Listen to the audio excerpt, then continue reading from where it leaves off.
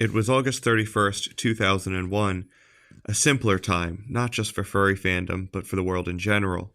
Of course, no one had any way of knowing how drastically the world would change in just a few weeks, so in that sense it was a happier time as well.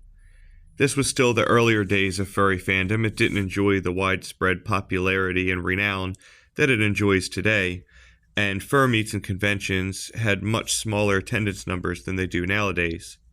The Mephit Furmeet, taking place that year at the Holiday Inn right next to the Memphis International Airport, had an attendance of about 360 individuals. The $2 Fursuit, or the unknown furry as it would come to be known, garnered immediate attention, not just because it was such a departure from the norm, but because of who turned out to be wearing it.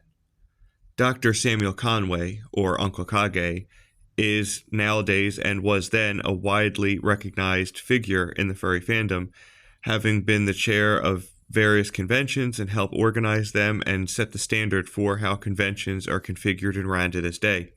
The idea occurred to Uncle Kage while he was watching the Fun Day Paw Pit show, a furry program that had started in 1999 on the internet and can be viewed to this day on Twitch.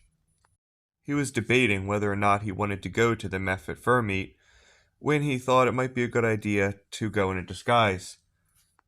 Not something generic like a pair of sunglasses or a hat, but in fact the paper bag that his dinner had come in. Fursuits were not nearly as prevalent as they are nowadays, but in any event, someone walking around a convention or a fur meet with a paper bag on their head was sure to grab attention. There would certainly be an aura of mystery as well. Uncle Kage describes how he took the bag and cut out holes for the eyes and constructed a muzzle out of some cardstock and some pipe cleaners for whiskers. A dog toy made an improvised tail. And then he even went so far as to practice a different walk so that no one would recognize his gait while he was conducting this performance art at the fur meet. When he arrived on Saturday, secrecy was of the utmost importance, and all throughout that day, the mystery and the speculation grew, and he garnered all sorts of attention. Pictures were taken. A well-known furry artist at the time, Herbie Bearclaw, even did a sketch to commemorate the event. And by Sunday morning, attendees wanted to see the unknown furry at the masquerade. He obliged and was placed last on the roster to build maximum suspense.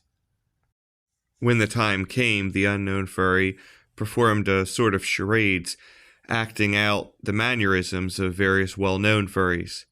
Of course, this would have been more easily recognizable because there was less poppy furs then than there is now. This was to coincide with a charity auction, with the highest bidder, Henry Pickens, getting the honor of unmasking the unknown furry. Of course, the audience was very much surprised to see that it had been Uncle Kage underneath of the paper bag the entire time. This sweet and wholesome story from a much different furry fandom and a much different time bears remembering, almost like a piece of furry folklore. Thank you for listening.